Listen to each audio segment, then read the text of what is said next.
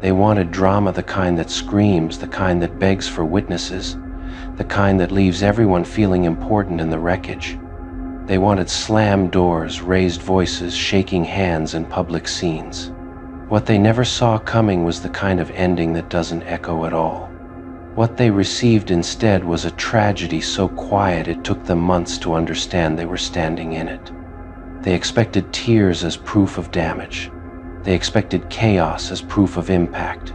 They expected the audience to gather and choose sides.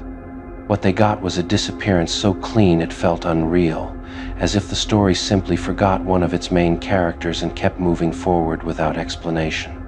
There is a special cruelty in being denied a final fight. Drama gives people the illusion of meaning. It tells them the destruction mattered.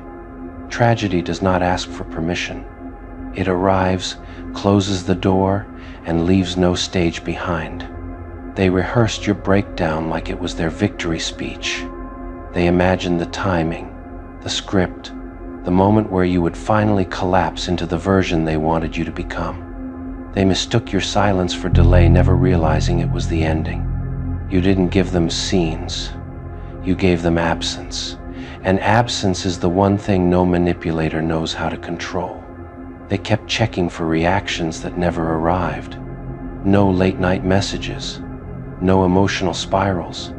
No attempts at closure. Just time moving forward, as if nothing had happened, and that unnerved them more than any confrontation ever could. They built their identity around being the storm in someone else's life. What shattered them was discovering they were no longer the weather. You learned how to walk through without getting wet. They told themselves you would break loudly. Instead, you vanished quietly. And quiet tragedies last longer because there's no sound to warn people they are already standing in ruins. They wanted to be remembered as villains in your story because villains at least matter. What they became instead were footnotes you no longer reread. The tragedy was not that you left. The tragedy was how completely you learned to live without the need to be seen leaving. They tried to provoke reactions with distance, with silence, with sudden warmth and planned cruelty. They were still playing the game long after you stopped recognizing the board. You did not collapse in front of them. You collapsed privately, rebuilt privately, and returned to the world without ever sending invitations to the transformation. And people fear what they didn't witness being formed. They wanted proof that they still owned emotional territory inside you. What they found instead was an eviction they never noticed being filed. Your grief did not become a spectacle. It became architecture. It built walls, structure, boundaries, and quiet rooms where their names were no longer permitted to echo. They wanted drama because drama grants narrative control. But tragedy removes authorship altogether. It does not negotiate meaning, it simply ends what was. They are still trying to understand how the ending arrived without warning them. They don't realize the warning existed for a long time, they just believed they were exempt from consequences. You didn't accuse. You didn't confront. You didn't demand explanations. You just changed your life so thoroughly that their absence became permanent without announcement. They wanted to watch you fall apart so they could measure their power.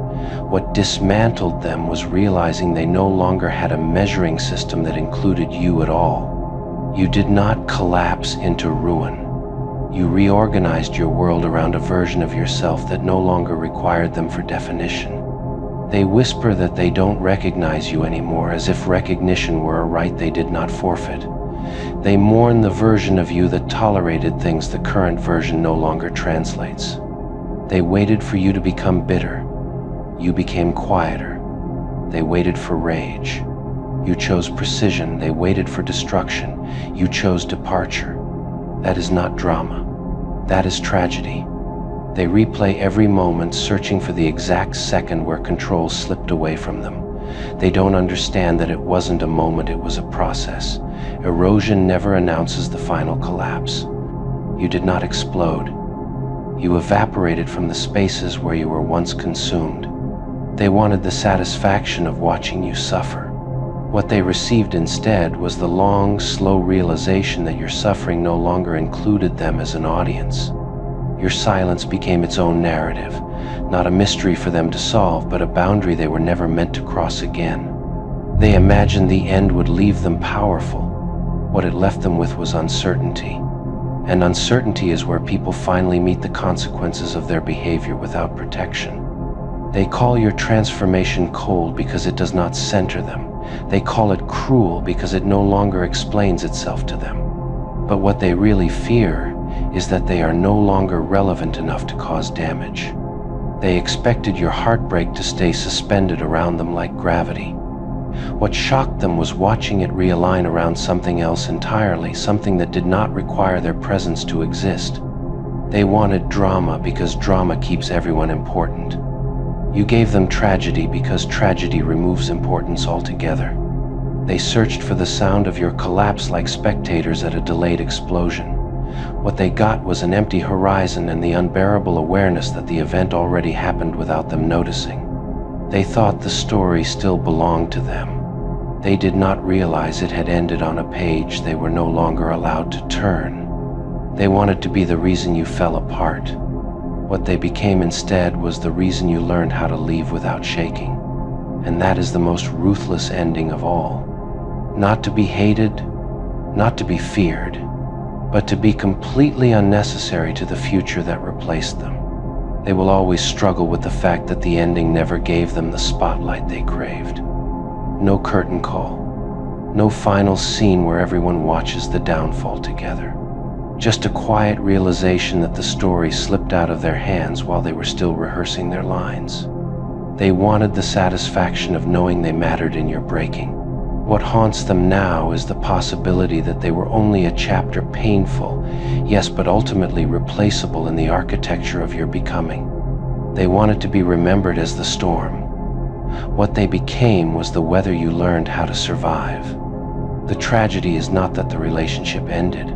The tragedy is that it ended without giving them a role worth remembering. They remained backstage while your life moved into an entirely different production. They still wonder why there was no dramatic farewell, no speech, no confession, no emotional audit of what went wrong. They don't understand that some exits are silent because the damage was never a conversation, it was a pattern. You didn't leave to make them feel small. You left because staying required you to become smaller. That was the choice they never anticipated you would have the courage to make. They thought they would always have time to fix things later. Tragedy has no interest in later. It finishes its work quietly and leaves people holding explanations that arrive too late to matter. Your absence taught them something they were never willing to learn while you were present, that access to someone's heart is not a permanent entitlement. It is a privilege with an expiration date. They tried to reduce your ending to a misunderstanding, a phase, a temporary reaction. But time has a way of confirming what silence already decided. You were never coming back. They still listen for your name in rooms that no longer deserve it. They still flinch at memories that once gave them comfort. They still carry your shadow into moments where you are no longer required. You became the unanswered question in their narrative, the one conclusion they don't control, the one ending that does not bend to revision. They wanted your collapse to validate their importance. What they received instead was a future that moved forward without consulting their past. You didn't walk away as an act of punishment. You walked away as an act of alignment with your sanity, with your worth, with the version of your life that no longer needed suffering to feel meaningful. And that is why this ending hurts differently. There is no villain they can comfortably blame anymore. No dramatic confrontation to relive. No scene to replay where they look powerful. Only the slow, unbearable awareness that they were outgrown. They wanted drama because drama keeps old bonds alive through conflict. You gave them tragedy because tragedy severs bonds so completely that even conflict becomes irrelevant. In the end, they were not defeated by your anger. They were defeated by your peace. They were not undone by your revenge. They were undone by your release. They wanted noise. They wanted fire. They wanted spectacle. What they got was something far worse for their ego. A quiet ending that proved they no longer mattered in the life that replaced them. And that is the final shape of the tragedy. Not that the heart broke, but that it healed in a direction that never pointed back. They thought life was a simple cycle: leave, break, betray, return, apologize, and everything resets. But you weren't built to repeat history. You learned, you evolved, and by the time they realized what they lost, you were already rewriting the narrative in ink darker than their intentions. They came back when the storm they created finally cornered them. Suddenly, the villain they painted on the wall looked like the hero they needed. But you weren't interested in being needed anymore. You remembered what it felt like to be disposable, and you decided never to feel that again. They wanted reconciliation because they assumed you were still the same soft-hearted fool who would melt at the sound of their voice. But time and wounds forged steel, and now your silence carried more weight than their apologies ever could. They expected a warm return, not a frigid stare. They expected a conversation, not the solid brick wall of "I've moved on." They wanted you back, but they didn't understand that the version they abandoned didn't exist anymore. You didn't return to the battlefield for peace. You came back with armor, scars, and a memory sharpened into a blade. Not to negotiate, not to rebuild, but to make sure they never forgot the lesson you learned the hard way. They couldn't wrap their minds around why your eyes didn't soften, why your voice didn't tremble, why your heart didn't open. They assumed revenge was screaming, fighting, exposing, destroying. They never expected revenge to be simply outgrowing them. You didn't need explosions, dramatic confrontations, or venom-spitting speeches. All you needed was success, healing, growth, silence. Those were the daggers that cut deeper than any insult you could have thrown. They mistook your absence for weakness, never realizing you were building something far greater while they were busy trying to replace you. And when the truth hit, it hit like a freight train. They could never reach you again. They returned expecting the same door to be open. Instead, they found a fortress. A version of you that didn't beg, didn't plead, didn't break. A version of you they accidentally created when they miscalculated their cruelty. Once upon a time, you chased clarity, ran after explanations, begged for the truth. Now, you didn't care. Closure wasn't necessary anymore because the wounds taught you everything their words never could. They thought coming back was the triumph. They thought you'd be honored, relieved, grateful.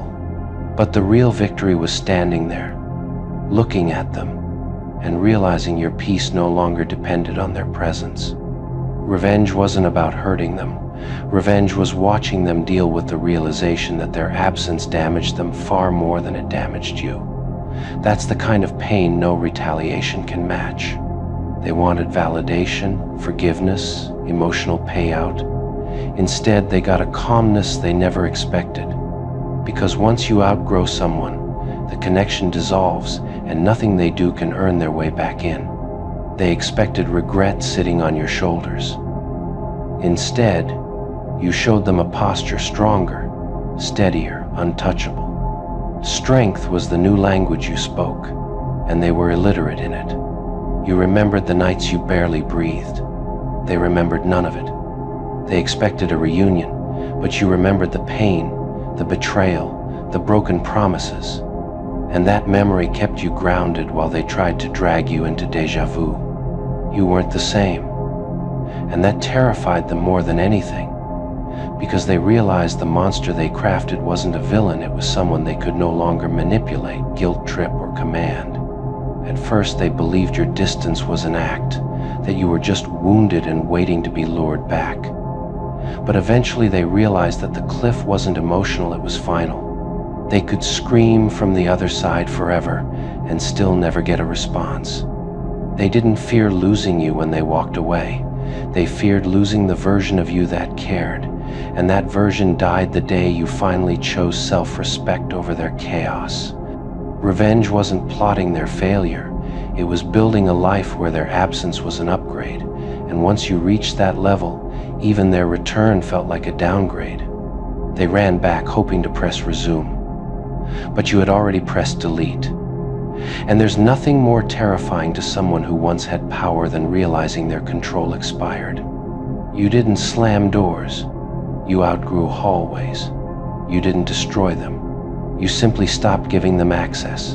And that was the kind of revenge they were never prepared to face.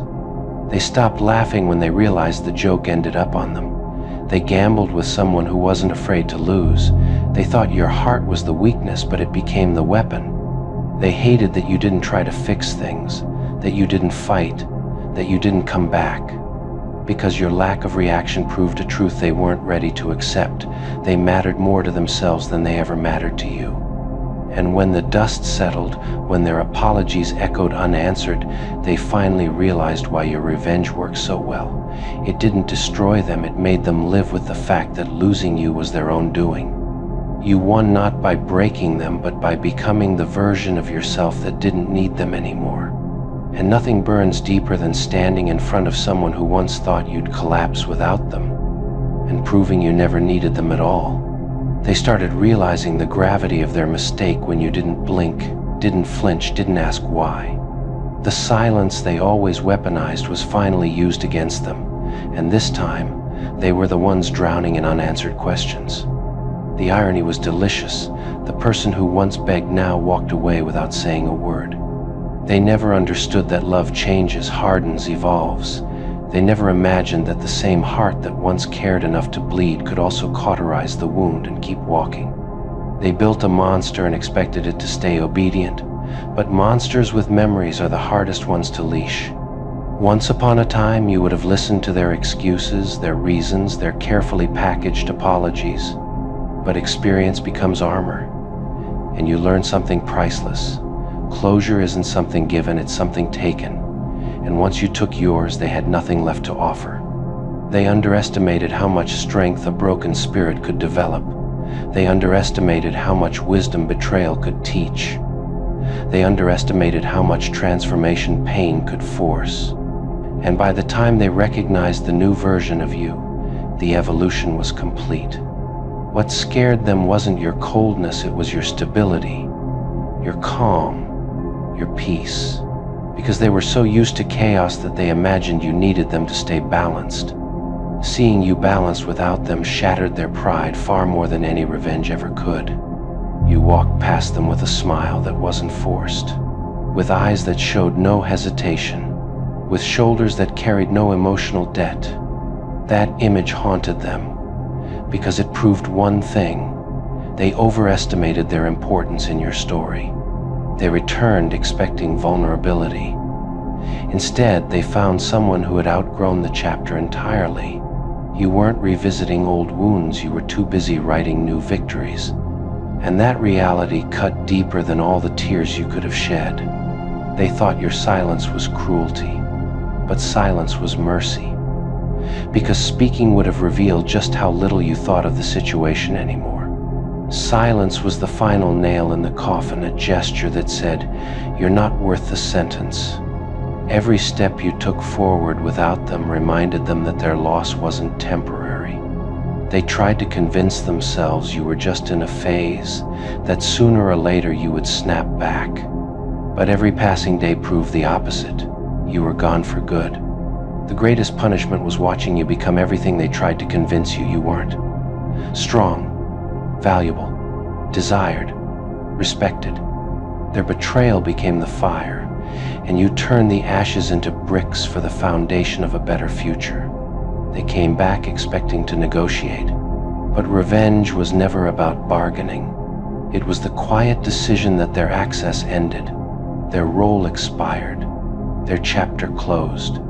They expected you to leave a door cracked open, but you built a new house in a new city and never gave them the address. They were terrified not because you changed, but because you didn't need them to change. Growth happened without their guidance, their apology, or their permission. And nothing bruises an ego like being replaced by self-worth. You knew they wanted redemption only because they feared consequences. They didn't want to make things right, they just wanted to escape accountability. And once you learned to distinguish genuine remorse from fear of losing control, their words lost all value. They thought rejection would break you, but surviving it only made you lethal. Not in anger, not in rage, but in the simple fact that you no longer played their game. And when you stopped playing, they lost all their power. The truth that kept them awake at night was this: they didn't lose you because they made a mistake. They lost you because they thought they could make one and still get you back. And realizing that you weren't waiting for them anymore, that was the real revenge. Their ego didn't just crack, it collapsed the moment they realized the truth. You were never desperate for them. Not then, not now, not ever. They built their confidence on the illusion that you needed their presence to breathe, and when that illusion died, so did the version of themselves they felt safe inside. They always assumed your silence meant longing, your patience meant hope, your kindness meant attachment. They never considered that you were quiet because you were already detached, already observing them from a distance they were too self-absorbed to notice. Their ego fed off the fantasy that you'd chase them, that you'd break first, that you'd crumble the moment they withdrew their attention. Instead, you stood there unfazed, untouched, unmoved, and that's when the cracks in their pride became fractures. They thought they were irreplaceable, a rare treasure you were lucky to have. But the moment they realized you weren't begging, weren't pleading, weren't even thinking about running after them, they felt something unfamiliar: weakness. You didn't give them a scene. You didn't break down. You didn't demand answers. You simply stopped caring. And that was a level of power they weren't built to handle. Your indifference became the storm that tore their persona apart. Their ego had been inflated by every person who treated them as a prize, and they expected you to respond the same way. But you didn't. You walked away like someone closing a book they'd already memorized, and the silence that followed stabbed deeper than any words could. It wasn't heartbreak that scared them, it was your stability. It was your ability to breathe without their validation, to sleep without their presence, to rise without their support. Every part of them screamed for attention, and you didn't even glance back. They couldn't understand how you moved on so smoothly, how you smiled without hesitation, how your eyes never dimmed, how your energy didn't collapse but actually grew sharper, colder, stronger. They expected a ruin, but witnessed a rebirth instead. Their ego scraped the floor when they saw you thriving, when they realized that losing you wasn't a tragedy for you, but a liberation. You were lighter without them, freer without their chaos, clearer without their noise. You didn't create a rivalry, you didn't compete, you didn't seek revenge. You simply healed quietly, powerfully. And nothing destroys someone more than watching the person they tried to break glow in a way they never could. What crushed them wasn't your distance, it was your lack of reaction. They expected tears, but you gave them composure. They expected confusion, but you gave them clarity. They expected fear, but you gave them a calm so steady it felt like an insult. Your confidence became the dagger they never saw coming. Not the loud, boastful kind, but the soft, dangerous kind that comes from knowing your worth isn't tied to anyone's presence. They realized they could leave, stay, return, disappear, and none of it would shake you. They spent so long believing they were the highlight of your story, but you treated them like a chapter important at the time, yes, but not unforgettable. The moment they saw that, their pride fell apart like glass under a hammer. You didn't need closure from them. You didn't need apologies. You didn't need explanations. That terrified them, because people who are desperate cling to loose ends. But you burned the whole rope and kept walking. Their ego wasn't ready for someone who loved without dependence, who cared without obsession, who could walk away without collapsing. They weren't used to strength like that. They weren't accustomed to losing control so effortlessly. The truth struck them harder than any fight ever could. You were only ever loyal, never trapped. Only ever present, never dependent. Only ever giving, never sacrificing yourself. And the moment you stopped giving, everything they took for granted disappeared. They thought you were naive, but you were simply patient. They thought you were attached, but you were simply kind. They thought you were weak, but you were simply considerate. Once those layers fell, all they saw was someone they couldn't manipulate. Their ego screamed when they saw your happiness didn't shrink without them, it expanded. You didn't dim. You didn't stumble. You didn't go quiet. You lit up, and that light exposed how small they were in the grand scheme of your life. They always thought they were the exception, the one person you'd break your rules for, the one soul you'd cling to. But you showed them something dangerous. Nobody gets that privilege unless they deserve it. And they didn't. Your silence toward them turned into indifference, and your indifference turned into peace. Watching you evolve without their influence fractured the illusion they hid behind the belief that you needed them to feel complete. They begged for reactions, even if they were negative.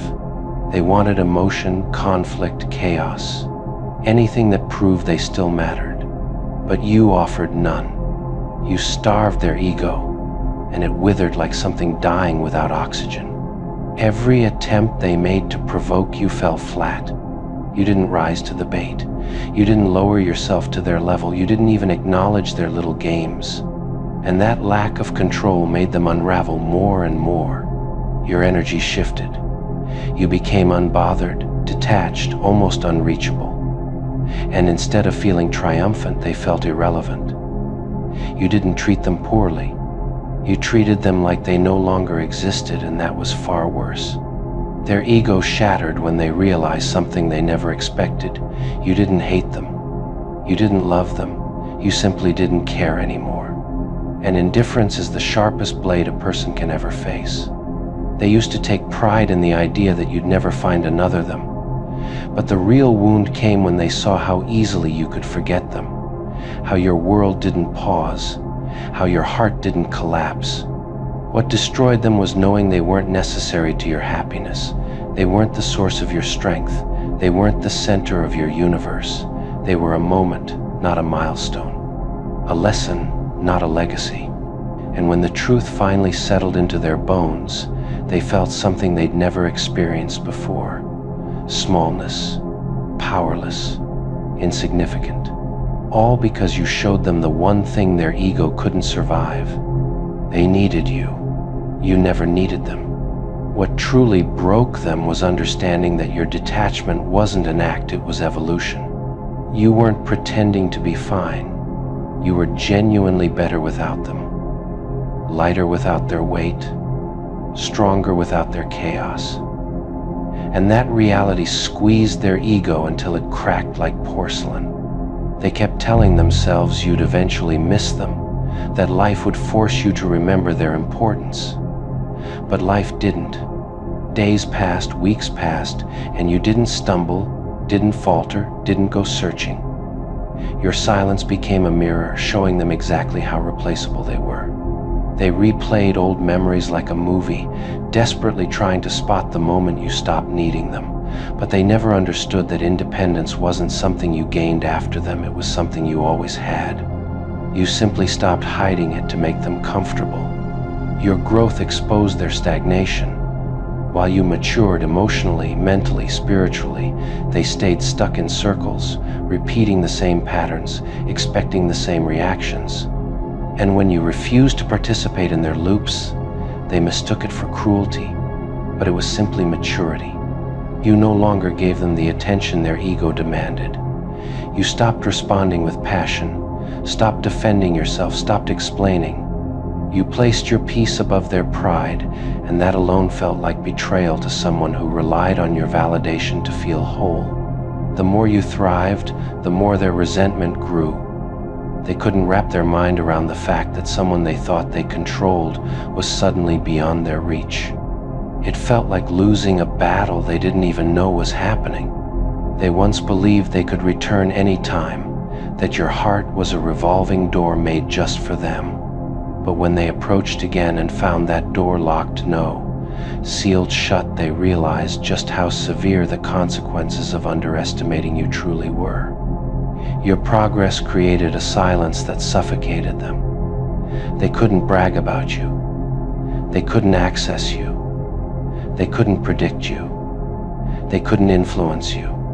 You became a version of yourself they could no longer interpret, and nothing bruises an ego deeper than being shut out of a story they thought they controlled. They watched from afar as you shifted from someone who cared deeply to someone who chooses carefully. As someone who once offered softness now carried a quiet, calculated strength that came from lessons they taught you through pain. Every time they tried to convince themselves you still cared, they ran into the same truth. You were not waiting. You weren't hoping. You weren't hurting. You were expanding. And expansion is the loudest kind of goodbye. They tried to convince themselves that you were the one who lost something valuable, but every aspect of your life contradicted that lie. Your glow-up made their ego crumble. Your confidence dismantled their delusions. Your happiness rewrote the ending they expected. They never imagined the day you'd look at them with neutrality instead of affection. And that neutrality, it became their punishment. Because nothing hurts a self-centered person more than realizing they don't matter anymore, not even as an enemy. They thought they were strategic. They thought they were 10 steps ahead. They thought they were smart enough to manipulate you, twist you, and use you like some disposable pawn in their little ego-driven game. What they didn't know was that you saw every move coming before they even made it. They thought they were playing you, but the whole time, you were reading them like an open book. They tried to provoke you, thinking you'd react, thinking you'd fall apart, thinking you'd break down exactly how they expected. But when you stayed calm, stayed sharp, stayed unshaken, they didn't know what to do. It terrified them because you weren't reacting, not because you were weak, but because you already knew where their game would end. They wanted to confuse you, to make you question yourself, to make you doubt your reality. But instead, you watched them expose their own character without lifting a single finger. The funny thing is, you didn't even have to play them. Their own intentions betrayed them so loudly they practically played themselves. They thought they were using you for attention, validation, affection, whatever they needed to feed their ego. But in the end, all they did was reveal how predictable they were. You didn't fall for their act. You let it run long enough to understand exactly who you were dealing with.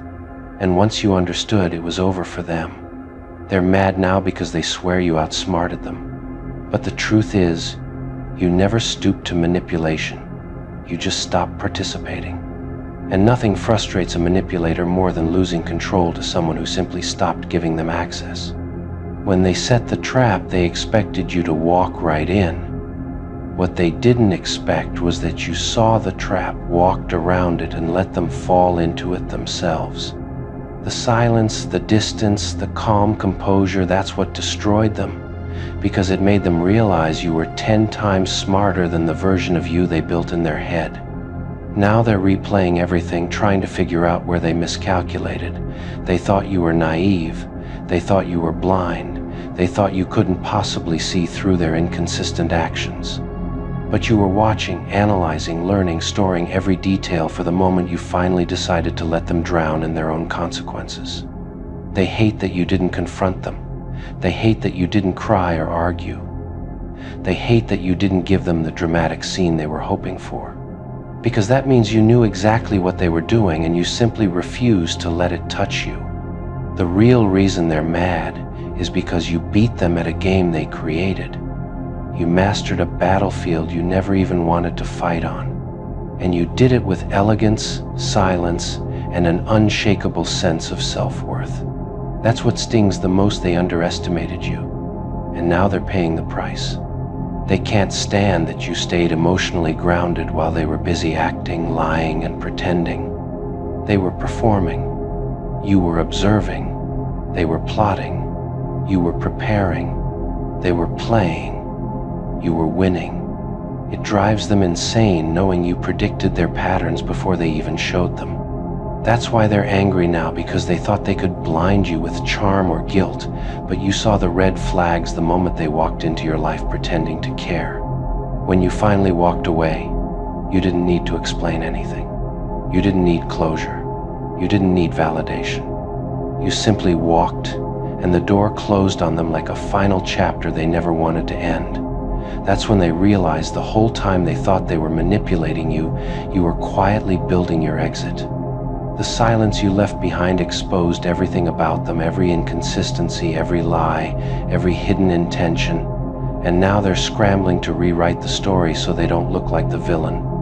But the truth is written in their own actions, and your calm detachment only highlights it more. They thought they'd leave you hurt, broken, confused. Instead, you left them humiliated, powerless, and angry at themselves. Because losing you wasn't part of their script. They planned the game, but they couldn't handle the ending. Their ego can't accept that they never had the upper hand. They can't accept that you were already emotionally ahead of them. They can't accept that you were the one in control the whole time, simply choosing silence over chaos. They're furious because they swear you manipulated them, but what they call manipulation is actually your strength, your intuition, your ability to understand intentions without being told. They didn't get played, you just stopped allowing them to play you. The more distance you created, the more they realized just how little power they actually had. That's the part that cuts them the most. Not losing you, but realizing they never really had you to begin with. Your presence was a privilege they mishandled. Now they want to blame you for everything, for walking away, for not fighting, for being too calm, too composed, too unbothered. But deep down they know they're only angry because they played themselves trying to play you. They're embarrassed by how predictable they acted. They're offended you didn't fall into their emotional traps. They're insulted that you denied them the chaos they thrive on. When they wanted control, you gave them indifference. Nothing burns them more than that. Their pride is shattered because you turned out to be exactly what they feared. Someone who cannot be manipulated, broken, or controlled. Someone who sees through the mask. Someone who doesn't chase. When you walked away, they lost their ability to control the narrative. Now they're stuck with the truth. They weren't the mastermind, they were the clown juggling their own insecurities while thinking they were fooling you. What they hate more than losing you is realizing you were always 10 steps ahead. They hate that you protected yourself quietly. They hate that you didn't fall apart. They hate that you didn't give them the satisfaction of seeing you hurt. And the reason they're furious now? Because in trying to break you, they broke their own illusion. They wanted to play you, and instead, they exposed themselves completely. Your strength, your silence, your intuition, those were your weapons. You didn't fight their way. You didn't manipulate back. You simply let them collapse under the weight of their own behavior. And that is what truly played them. Now they sit with the realization. The game ended the moment you understood your worth. And from that moment on, every move they made only pushed them deeper into a loss they orchestrated themselves. They're furious because they finally understand that you didn't outplay them with tricks or manipulation, you outplayed them with clarity. You saw through the fog they created, and instead of stumbling, you stepped back and let them drown in it. That's what terrifies them. The realization that they were the only ones confused in a game they designed. They keep asking themselves how you walked away so effortlessly, how you cut the cord without trembling, how you moved on without panic or hesitation. They wanted you emotionally tangled, emotionally trapped. But when the moment came, you chose peace so smoothly it looked rehearsed. They never expected that. They thought you were too attached, too soft, too trusting. They were wrong. Every day now they replay the moments where they thought they had the upper hand. They cringe at their own arrogance. They hate the memory of you staying calm while they were busy plotting. They hate that your silence back then wasn't weakness, it was strategy. It was foresight. It was the quiet rise of someone who knew exactly how the story would end. They wanted you to chase, to beg, to question yourself, but instead you leveled up. You evolved. You became someone they can't predict, can't influence, can't control. That transformation alone is enough to shatter everything they believed about themselves. Because if they couldn't break someone they assumed was easy to break, what does that say about their power? Now they blame you for being cold, heartless, changed. But deep down they know they created that version of you. They sculpted your evolution through their disrespect. They pushed you into your strength. They forced you to awaken the part of you that refuses to accept crumbs. And now that this upgraded version stands before them, they're terrified. Their anger now is really grief over losing the version of you they could take advantage of. Grief over losing their influence. Grief over realizing you outgrew the battlefield they tried to trap you in. They're grieving, and their ego won't let them admit it, so instead they act mad. But you can see the truth behind their bitterness. They try to convince themselves they didn't care, but their constant obsession, their constant analyzing, their constant need to rewrite the story proves otherwise. They can't let it go because they can't accept that you saw everything, stayed silent, and still came out on top. They can't accept that their plan burned down in their own hands. No on and off. No dramatic exits. No emotional tug of war. You didn't slam the door. You erased the building. That's the part they still can't process. Because people are trained to expect chaos, not clarity. Screaming, crying, begging, returning, they understand loops. They don't understand endings. They thought you'd disappear for a while. A break, a phase, a tantrum dressed as distance. They assumed silence meant pause. What they didn't realize was that silence meant deletion. Not avoidance, not punishment, non-existence. You didn't cut ties the way emotional people do, messy, loud, begging to be chased. You cut ties the way surgeons do.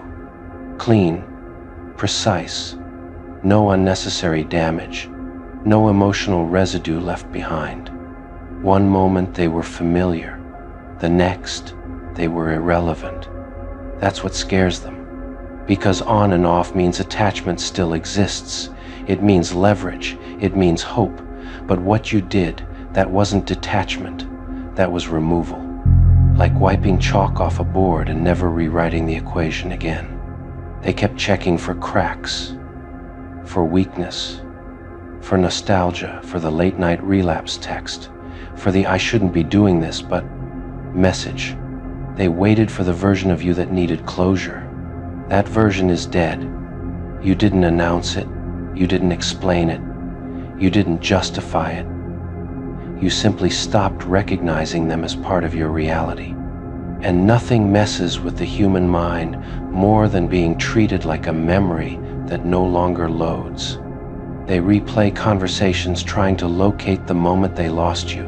They can't find it because it wasn't one moment. It was a decision made quietly, fully, and without emotional leakage. You didn't leave angry. You left finished. Anger would have meant they still mattered. People expect drama because drama keeps them important. Drama gives them a role. You denied them that. You didn't even cast them as a villain. You cast them as background noise, then muted the channel. That's Joker-level madness right there. Not chaos. Control. They tell themselves you're pretending, that you'll crack, that nobody just deletes someone like that unless they're broken. But what they don't understand is you didn't break. You optimized. You realize something terrifyingly simple. If someone brings confusion, disrespect, or instability into your life, the most brutal response isn't confrontation. It's absence. Permanent absence. Like they never existed. No on and off means no access. No access means no manipulation. No manipulation means no power. And power, oh, they hate losing that. They thought familiarity gave them a lifetime pass.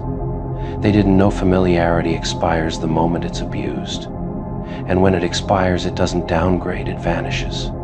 You didn't hate them. Hate would have required energy. You just stopped allocating mental resources to something that no longer produced value. That's not emotional. That's strategic. They reach the stage where they're offended by your peace, not because you're cruel, but because you're unaffected. Because they don't live in your head anymore. Because their name doesn't spike your heartbeat. Because their existence doesn't register. You turned them into a closed tab. They want acknowledgement. Even negative acknowledgement would do. Anger, sarcasm, a cold reply, something to prove they still exist in your mental ecosystem, but you don't respond. Not because you're strong, but because you genuinely don't care. That's when the ego collapses. They start spiraling, asking mutuals, watching from shadows, creating narratives to explain your disappearance. Anything except the truth that they were removed without ceremony. No farewell speech, no last argument, no emotional mic drop, just a quiet click of the door locking behind you.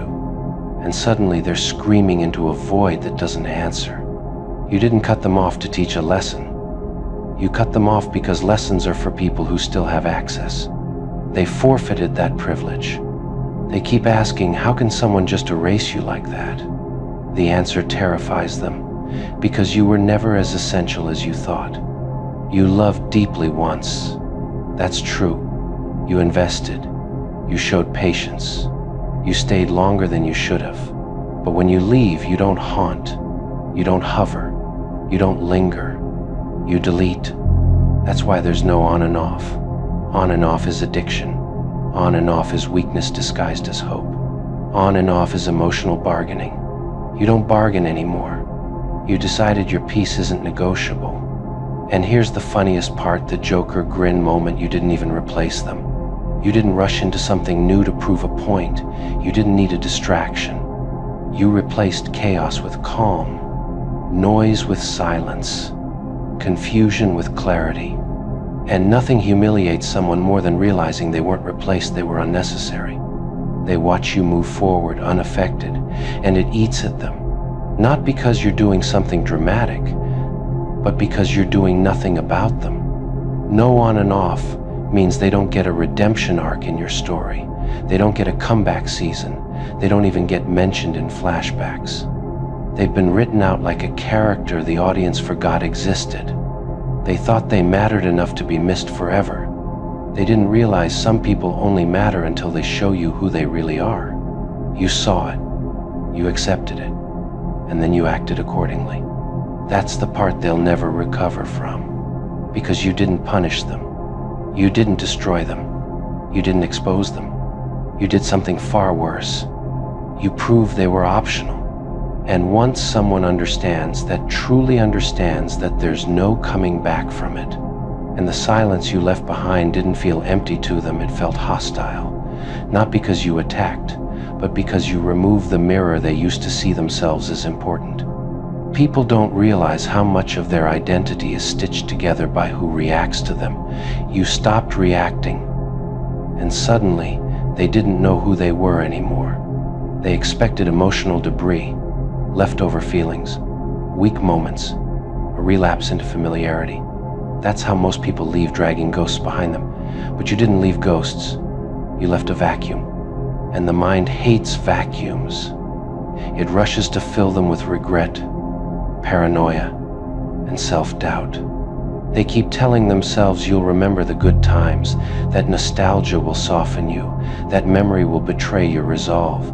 But memory doesn't have power when clarity is stronger. You remember everything, and that's exactly why you don't go back. That's the joke they don't get. You didn't forget them. You understood them. And once understanding arrives, attachment dies quietly. They keep looking for signs, a song lyric, a post, a mutual glance, anything that could suggest they still occupy a corner of your emotional world. But there's nothing. Because you didn't bury feelings, you outgrew the environment they lived in. Outgrowing is terrifying to people who stay the same.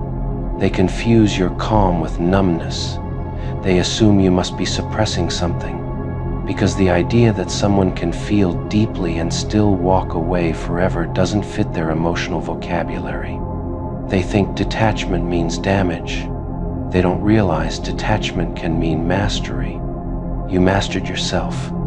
No on and off also means no loopholes, no right timing, no we've both changed, no reintroduction arc.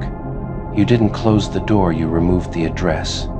They can't even find where to knock anymore. That's when they start bargaining internally, rewriting history, minimizing harm, inflating their importance.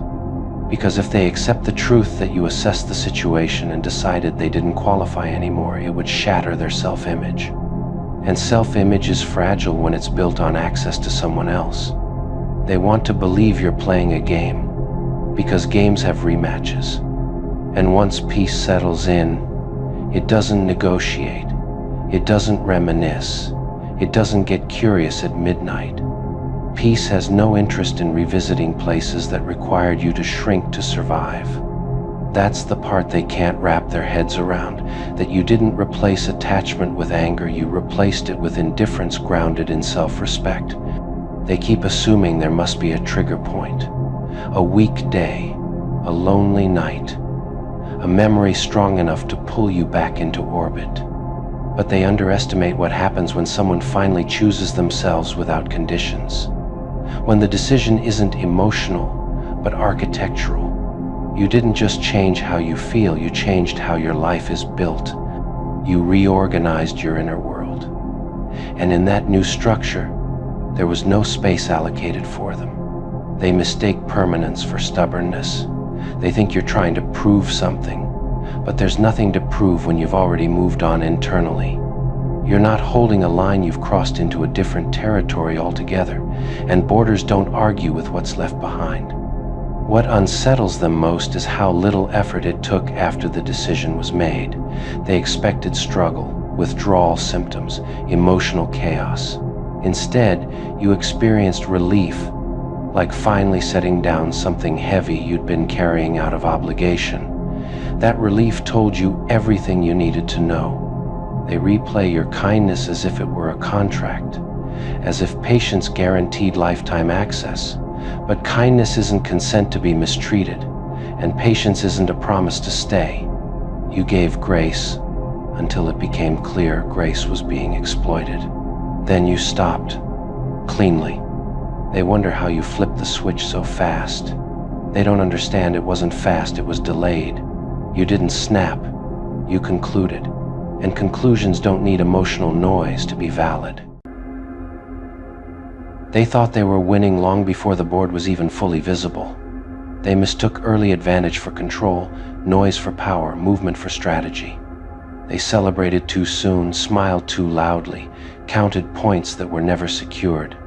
From their side, it looked obvious. Your silence felt like surrender. Your patience felt like weakness. Your distance felt like defeat. They couldn't see the board the way you did, because they were playing to impress the room, while you were playing to end the game. You let them believe it. That was the first move. You watched them overextend, burn bridges, expose intentions. You listened more than you spoke. You absorbed patterns instead of reacting to provocations. While they were busy performing victory, you were mapping behavior. They mistook your restraint for confusion, your calm for fear, your delay for indecision. They didn't realize that every unchecked assumption was becoming leverage. They were loud. You were precise. They needed witnesses. You needed timing. They chased momentum. You built inevitability. From the outside, it looked uneven. They gained attention. They controlled narratives. They moved fast and took credit for speed. You moved slow and took notes. And notes, unlike applause, age well. You didn't interrupt their confidence. You didn't challenge their version of events. You let their ego speak uninterrupted, because ego always reveals more than it intends to. They thought the game was about dominance. You knew it was about position. You let them take the center of the stage while you controlled the exits. You let them talk while you observed who listened, who doubted, who stayed silent. You saw alliances form out of convenience, not loyalty. You saw trust being traded like currency instead of earned like equity. And you understood something they never did. Winning loudly attracts challengers. Winning quietly attracts permanence. They confused visibility with security. Your master move didn't come from confrontation, it came from alignment. You aligned your actions with reality instead of emotion. You stopped reacting to provocations that were designed to pull you into their tempo. You didn't defend yourself against stories that would collapse on their own. You didn't rush to prove what time would reveal anyway. You chose patience over performance. They celebrated small wins while you engineered final outcomes. They assumed the board was flat. You knew it had depth. While they chased validation, you reclaimed autonomy. While they tried to control perceptions, you controlled access. While they tried to pressure responses, you removed availability. Every boundary you set reduced their leverage. Every silence you kept shifted the balance. Every step back gave you a wider view. They kept pushing for reaction. You gave them consistency. That's when confusion started creeping in. They noticed their tactics weren't working the way they used to. Provocations didn't trigger anything. Narratives didn't travel as far. Support felt thinner. Their confidence started requiring reassurance. They couldn't explain it, but something had shifted. Momentum stalled. Resistance increased. They were still moving, but they weren't progressing. That's the moment the board tilted. Your master move wasn't a single action, it was a sequence, a series of small, disciplined decisions that compounded quietly. You stopped feeding chaos. You stopped correcting disrespect. You stopped negotiating with people who benefited from misunderstanding you. You let consequences do what arguments never could. They mistook your absence for irrelevance. In reality, it removed their reference point. Without you reacting, they had nothing to play against. Without opposition, their strategies collapsed into noise. Without your presence, their victories felt empty. They couldn't measure success without you in the frame, and that realization unsettled them more than any challenge ever had. You didn't outplay them by overpowering them. You outplayed them by refusing to play their game. They were gambling on emotional responses. You invested in structural change. They were counting short-term wins. You were securing long-term position. They were chasing control. You were reclaiming sovereignty. Your master move was choosing clarity over chaos. You recognized that the fastest way to win was to stop proving anything to people committed to misunderstanding you. You redirected energy away from defense and into design. You built a life that didn't require their approval, their validation, or their participation. That's when the real shift happened. They started losing influence without losing contact. People still heard them, but fewer believed. Their words landed, but didn't stick. Their authority felt assumed instead of earned. They noticed doors opening slower, conversations ending sooner, trust being questioned more often. Nothing dramatic, just enough friction to be unsettling. Meanwhile, your position strengthened quietly. You didn't announce wins. You didn't broadcast strategy. You didn't need witnesses. Your consistency spoke for you. Your boundaries defined you. Your calm, unsettled people who relied on chaos to feel powerful. You moved like someone who had already won, not someone trying to prove it. They tried to escalate. They tried to provoke a reaction, a confrontation, a mistake.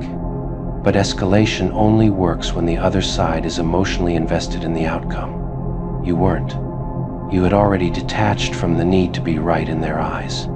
You were focused on being aligned with your own values. That's when they realized the game had changed. They thought the objective was to beat you publicly. You had changed the objective to outgrow them privately. They thought winning meant attention. You redefined winning as peace. They thought success meant dominance. You defined it as independence. Your master move was reframing the entire game. They couldn't compete with someone who wasn't competing. They couldn't manipulate someone who wasn't seeking validation. They couldn't intimidate someone who had already accepted loss as a possibility and moved past it. You had already paid the cost emotionally. They were still paying it strategically. As time passed, the contrast became impossible to ignore. You moved forward without resentment. They circled the same conflicts. You built stability. They maintained tension. You gained clarity. They accumulated explanations. People noticed, not because you pointed it out, but because patterns always reveal themselves. Your silence wasn't empty, it was intentional. Your patience wasn't passive, it was disciplined. Your detachment wasn't avoidance, it was resolution. They began to understand, too late, that the moments they thought they were winning were the moments you were stepping back to see the entire board. They had been focused on capturing pieces. You were positioning for checkmate. And when your master move finally became visible, it didn't look like aggression. It looked like finality. You removed yourself completely from their reach. You closed access without explanation. You stopped engaging in narratives that required your presence to survive. You chose alignment over approval, growth over revenge, clarity over chaos. That was the move they never saw coming, because it wasn't flashy, it wasn't dramatic. It didn't come with speeches or confrontations, it came with consistency, with calm, with a life that moved forward without them as a reference point. They thought winning meant beating you. They didn't realize the game ended when you stopped playing. By the time they understood, the board was already reset without them. And that's the truth they have to live with now. While they were celebrating imagined victories, you were quietly executing the only move that matters. You chose yourself. That was the master move. And after that master move settled into reality, something subtle but irreversible took place. The noise faded. The tension dissolved. The imagined rivalry lost oxygen. Because once you removed yourself from the board, the game they were so invested in no longer had meaning. They were still making moves, still calculating outcomes, still trying to win, but there was no opponent left to validate the effort. That's when the confusion deepened. They kept expecting a response that never came. A countermove, a reaction, a sign that their actions still mattered. But your life kept moving forward on a different axis altogether. Not in opposition to them. Not in competition, simply elsewhere. And nothing destabilizes people faster than realizing they are no longer central to the story they thought they were controlling. They replayed earlier moments with new eyes, the pauses they misread, the silences they underestimated, the calm they mocked. They started seeing how often you had chosen not to react, not because you were unable, but because you were unwilling to waste energy on temporary wins. What they thought was hesitation was actually discernment. They had been sprinting, you had been pacing, and pacing wins endurance games every time. They also began to notice how others subtly shifted toward you. Not dramatically, not loudly, but naturally, people gravitate toward stability, toward clarity, toward those who don't need to announce strength, because it's felt. Your master move wasn't just strategic, it was attractive. It signaled self-trust, and self-trust changes how the world responds. This year, their life doesn't explode. That would be too clean, too merciful. This year, it unravels with a smile, because they didn't just mistreat anyone, they betrayed a chosen one. And the universe has a twisted sense of humor when that happens. They thought the damage was temporary. They thought time would bleach the stain. They thought apologies, silence, or distance would erase the debt. They believed betrayal was just another messy chapter. Funny thing is, chapters close, but consequences binge-read the whole book. Last year, they played games. This year, the game learns their patterns. They laughed when loyalty cracked. They felt powerful when trust bent. They mistook kindness for weakness, patience for stupidity, restraint for submission. And that was the miscalculation. Chosen ones don't break loudly. They withdraw reality. When they betrayed the chosen one, nothing dramatic happened at first. No chaos, no public fallout, no immediate karma. Just a strange stillness like the pause before a punchline lands. They thought they got away with it. That silence, that was the universe clearing its throat. This year, their life doesn't collapse all at once. It erodes. Confidence begins lying to them. Victories feel hollow. Smiles stop reaching their eyes. Joy feels rehearsed, and they can't explain why everything suddenly feels off. That's when the absence starts speaking. They begin losing people without fights. Opportunities stall without explanation. Rooms feel colder. Support thins out. They're surrounded yet unsupported. Because when a chosen one leaves, they don't just take their presence. They take the structure holding things together. Last year, the chosen one carried weight no one acknowledged. This year, that weight lands where it belongs. They replay moments they once dismissed. The calm responses, the final silence. That last look that wasn't anger, it was containment. They realized too late that wasn't weakness. That was control. Chosen ones don't scream. They don't beg. They don't chase closure. They let reality do the cross-examination. This year, their lies don't work the same, not because anyone confronts them, but because belief quietly exits the room. Their words feel thinner. Their charm feels forced. Their stories stop landing. People nod, but don't buy in. They start feeling exposed without being accused. Isn't that delicious? Doors close politely. Invitations stop coming. Opportunities don't align. People drift without drama. No villain, no enemy, just less access. And that terrifies them more than open conflict ever could. Because conflict means relevance. Silence means replacement. They betrayed someone who protected them in rooms they never entered. Someone who defended them publicly and corrected them privately. Someone who saw their darkness and didn't flinch until they proved they should. This year, the universe mirrors that lesson back. People see them more clearly now, not because secrets came out, but because the chosen one stopped buffering the truth. Their ego doesn't shatter in one dramatic night. It fractures in small humiliations, when jokes don't land, when no one defends them, when their version of events isn't accepted automatically, when the mask slips and no one rushes to fix it. And the cruelest part? No one credits the chosen one. They didn't curse them. They didn't expose them. They didn't seek revenge. They simply stepped aside. And when chosen ones step aside, chaos doesn't rush in. Truth does. This year, nostalgia grows teeth. Not longing, regret. The sharp realization that something rare was treated casually. They try distractions. New people. New goals. New masks. But none of it stabilizes the way that presence once did. Because chosen ones don't just love. They anchor timelines. They remove the anchor. Now everything drifts. Their downfall isn't loud. It's private. It's slow. It's educational. This year doesn't destroy them physically.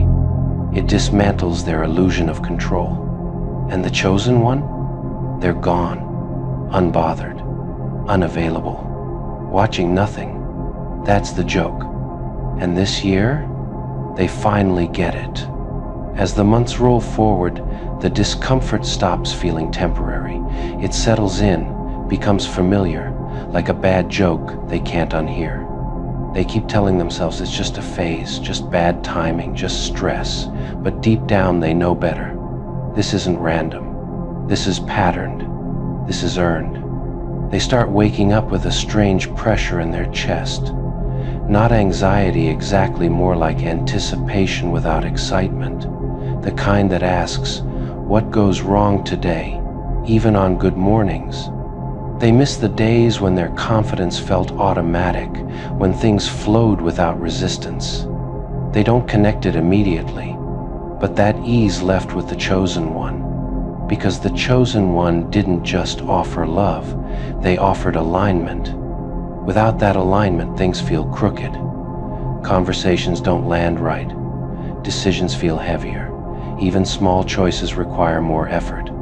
Life starts asking questions they don't know how to answer anymore. They notice people responding differently, not hostile, worse neutral.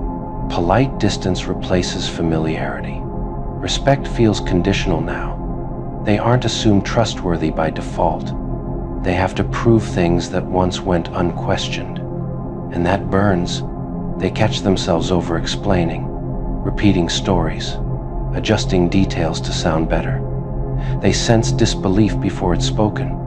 The chosen one used to translate them to the world, soften edges, contextualize flaws. Without that buffer, they're just exposed. They didn't realize how much social oxygen that presence provided. This year, they learn how fragile image really is. They try to regain control, tighten narratives, curate appearances, reassert dominance in subtle ways. But it doesn't stick. The harder they push, the more resistance they meet. People comply, but they don't connect. They listen, but they don't trust. Power without trust is just noise. They start noticing patterns they once ignored. The same arguments resurfacing in different relationships. The same misunderstandings. The same exits. At first they blame others, bad luck, weak people, disloyal friends. But the repetition gets harder to ignore. Eventually a question creeps in, quiet, unwanted, persistent. What if it's them? That thought terrifies them more than any consequence, because if it's them, then the chosen one wasn't the problem. And if the chosen one wasn't the problem, then the loss is irreversible. They remember moments now with a different lens. Conversations where patience was extended one too many times, warnings delivered gently, boundaries suggested instead of enforced. They recall how often those moments were dismissed, joked away, minimized. Back then it felt like winning. Now it feels like theft.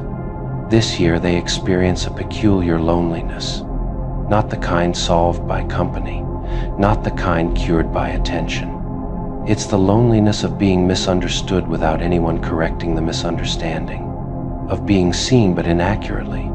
The chosen one used to see through them without exposing them. That's rare. They try to recreate it with others. They overshare too fast. They charm too hard. They test loyalty early, but it never feels the same. People either pull back or mirror their chaos. No one stabilizes the way the chosen one did, because chosen ones don't mirror dysfunction. They regulate it. This year, regulation is gone. They feel it most during moments of failure, when something goes wrong and no one instinctively has their back, when accountability lands heavy instead of being softened, when consequences feel personal instead of negotiable. They miss being believed. They miss being defended in rooms they weren't present in. They miss having someone who could say, "That's not who they are," and be trusted. Now, when whispers start, no one counters them. Not because the whispers are loud, but because silence has replaced advocacy. And silence, again, silence becomes the theme of their year. Silence after messages. Silence in group chats. Silence where reassurance used to live. They scroll through old photos, old memories, old conversations, not out of longing, but out of disbelief. How did they have something so grounding and still gamble it away? How did they misjudge someone so central? The answer is always the same. They thought it was permanent. Chosen ones are always mistaken for guarantees. This year, their pride becomes their prison. They want to reach out, to explain, to rewrite, to apologize properly. But pride remembers the exit too clearly.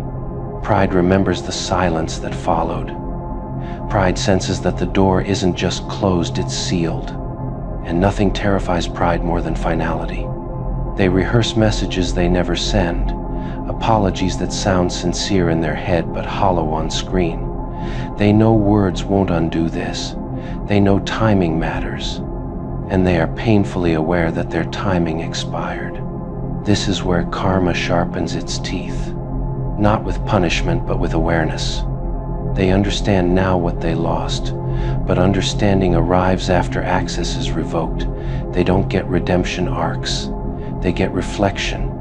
Meanwhile, the chosen one is absent, not hiding, not watching, not plotting, just gone, fully removed from the equation, their life moving forward, unbothered, uncluttered, unentangled. That absence screams louder than revenge ever could. They want you back now. Isn't that adorable? Not because they suddenly understand you, not because they've evolved, not because remorse finally taught them humility. They want you back because the market shifted and you're no longer undervalued. Last year you were discounted, accessible, overgiving, too available for your own good. You showed up early, stayed late, absorbed damage, explained yourself, softened your boundaries, and still tried to be fair. You were premium quality offered at clearance price, and they shopped like fools who thought the tag would never change. They assumed you'd always be there. That was their first bad investment. This year, your price didn't go up because you demanded more. It went up because you became more. You learned. You detached. You recalibrated. You stopped negotiating with people who benefited from misunderstanding you. You stopped proving worth to people who measured value by convenience. And suddenly, oh, suddenly they noticed. Funny how absence sharpens eyesight. They remember you differently now. Not as the person they could access any time, but as the standard they haven't been able to replace. They compare everyone else to you and come up short. Conversations feel thinner. Loyalty feels conditional. Depth feels rare. And that's when regret starts whispering instead of screaming. They want you back because the alternatives exposed them. You see, when you left, you didn't just remove yourself, you removed the stability you provided. You were the one who regulated chaos, translated emotions, buffered consequences, and held space without demanding applause. You made things work quietly. And when that quiet work disappeared, everything started wobbling. They didn't miss you at first. They missed the benefits. Now they want the whole package again, without acknowledging the cost. But here's the joke. Your price didn't rise out of arrogance. It rose out of clarity. This year taught you that access is expensive, that emotional labor is currency, that consistency is rare, that patience has a shelf life. And once you understand your value, you stop accepting currencies that don't convert. They come back with apologies that sound like negotiations, with nostalgia disguised as growth, with "I've changed" energy that hasn't survived pressure testing. They want to re-enter your life using last year's terms, and they're shocked when the door doesn't open. They can barely afford you now, because your price includes boundaries. Your price includes peace. Your price includes accountability. Your price includes consistency, emotional maturity, and respect without reminders. And they're broke in all those areas. Last year, you would have lowered yourself to make it work. This year, you let silence do the talking. You don't chase. You don't explain. You don't audition. You don't reteach lessons that already cost you pain. That's when panic sets in for them. They realize they no longer qualify. You don't argue anymore. You don't react the same. You don't bite when baited. You don't respond to half-effort or vague intentions. You move like someone who understands leverage, and that terrifies people who relied on your generosity to survive. They say you've changed. Of course you have. You stopped subsidizing disrespect. Your presence used to be easy to access because you made it that way. You believed connection meant sacrifice. You believed love meant endurance. You believed loyalty meant staying even when it hurt. This year taught you something far more dangerous. Staying is optional. And once you learn that, everything recalibrates. They feel it when they try to talk to you now. The energy is different. You're not cold, you're composed. You're not angry, you're selective. You're not distant, you're intentional. They can't read you the way they used to, because you're no longer playing emotional poker with your cards face up. You learn to keep your hand close. Your laughter doesn't come from relief anymore. It comes from safety. Your calm isn't fragile, it's earned. Your confidence isn't loud, it's settled. And people who knew you when you were overgiving struggle to interact with you when you're self-governed. They want the old you because the old you was affordable. The new you requires investment. And investment scares people who never planned to pay full price. They remember how forgiving you were, how patient, how flexible. They assume that kindness still exists, but they forget kindness without boundaries is just access. And access has been revoked. This year you don't respond to potential. You respond to patterns. You don't fall for promises. You watch behavior. You don't rush decisions. You let time expose intent. That's expensive energy. They come back with charm, but charm doesn't cover the cost anymore. They come back with words, but words don't carry weight without consistency. They come back with regret, but regret doesn't rebuild trust without change. And change is costly. They try to guilt you with history, try to remind you of what you shared, try to reopen doors using memories as keys. But history doesn't grant discounts. If anything, it raises the price because you know exactly what it cost you the first time. You're not bitter, you're educated. They accuse you of being too much now, too strict, too distant, too selective, too unavailable. They don't realize they're actually saying, you're no longer convenient for me. And that's the punchline. You didn't become harder to love, you became harder to use. This year your standards are non-negotiable, your peace is non-refundable, your time is appointment only, your energy doesn't go on credit. And anyone who wants access has to show receipts, not promises. They can't, so they hover, they watch, they reminisce. They test the waters with small messages, casual check-ins, indirect signals. And you don't bite, not because you hate them, but because you know what it costs to let them in. Your price includes emotional safety now, and they can't afford to provide it. That's the cruel irony. They didn't lose you when you left. They lost you when they assumed you'd stay at the same price forever. Markets change. People evolve. Value appreciates. And this year, you're trading at a level they never prepared for. They want the access without the accountability, the closeness without the commitment, the benefit without the investment. But you're not a subscription they can pause and resume. You're an asset they failed to protect. And now they stand on the outside, realizing too late that the door didn't just close, it upgraded. Your life feels quieter now, not empty, clean, less chaos, less explaining, less emotional cleanup. You choose where to invest your energy, and you walk away from anything that feels like it needs you smaller to function. That's wealth. They feel the gap every time they compare, every time they realize what they lost wasn't replaceable, it was rare, and rarity always increases value. You don't need to announce your worth. Your boundaries speak fluently. They want you back, but they're still shopping with last year's budget. And you're no longer on sale. And here's the part they don't talk about out loud. They don't just want you back, they want the version of you that didn't know better. The one who overlooked red flags because you believed in potential. The one who gave second, third, and silent chances. The one who made excuses for behavior that never deserved understanding in the first place. But that version of you doesn't exist anymore. This year burned it away. You learn that love without respect is charity, that loyalty without reciprocity is self-betrayal, that being nice to people who exploit kindness is not virtue, it's negligence toward yourself. And once those lessons sink in, you don't unlearn them, you don't downgrade again just to make someone comfortable. They sense it in your presence now. Even when you say very little, your energy communicates boundaries louder than arguments ever did. You no longer over-explain. You no longer soften truths to protect egos.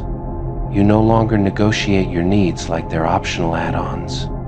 That composure, that restraint, that calm certainty, it terrifies people who depended on your emotional availability to feel powerful. They replay conversations in their head, wondering where they lost control. They scroll through memories, trying to pinpoint the moment you slipped out of reach. They tell themselves stories you changed. You got cold, you got distant, anything except the truth. The truth is simpler and harsher. You stopped accepting less, and that's expensive. They approach you cautiously now, like someone entering a space where prices aren't listed anymore. They test the waters, hoping you'll laugh the same, respond the same, care the same, but you don't. Not because you're cruel, because you're precise. You measure effort. You notice consistency. You watch how people behave when nothing is at stake, and most of them fail the audit. Your time is no longer flexible. Your attention is no longer automatic. Your emotional access is no longer granted through history alone. This year taught you that familiarity doesn't equal entitlement, and that lesson alone doubled your worth. They struggle with that, because when they had you, they didn't need to show up fully.